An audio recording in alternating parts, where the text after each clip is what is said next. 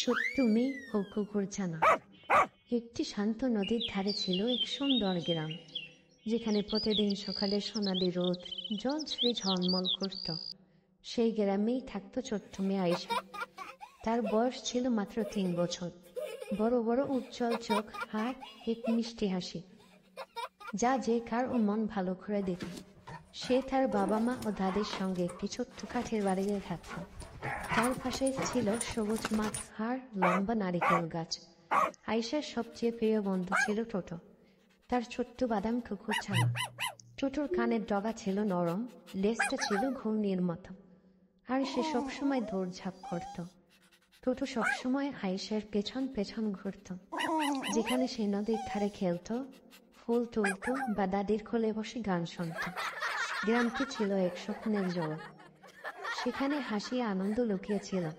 নদী ছিল গ্রামের প্রাণ, যেখানে জেলেরা জল ফেলত, শিশুরা জল ছিটিয়ে খেলত, আর মহিলারা কাপড় ধর ফাঁকে গল্প করত। প্রতি সন্ধ্যায় আয়েশা আর টোটো নদীর পাড়ে বসে থাকত, দেখত কিভাবে নৌকাগুলো ভেসে যাচ্ছে। তাদের আলো যেন ছোট ছোট তারার মতো জ্বলছে। একদিন ভারী বৃষ্টির পর নদীর পানি বেড়ে গেল এবং তীব্র স্রোত উঠল। আয়েশার মা তাকে সাবধান করে বলল, নদীর ধারে একা যেও না। কিন্তু কৌতূহলী আয়েশা টোটোকে কোলে নিয়ে ধীরে ধীরে নদীর ধারে চলে গেল। হঠাৎ টোটো তার কোল থেকে ছিটকে নদীর পানিতে পড়ে গেল। আয়েশা পিছিয়ে আয় চিৎকার করে তার বাবা বলল, দূর এসে তাকে বাঁচানোর জন্য। কিন্তু তার আগে গ্রামের বুড়ো জেলে বাবা নূর পানিতে ঝাঁপিয়ে পড়ল এবং শক্ত হাতে টোটোকে তুলে নিল। আয়েশা কেঁদে ফেলল, টোটোকে জড়িয়ে ধরল। ধন্যবাদ বাবা নূর, তার কণ্ঠ কাঁপছিল।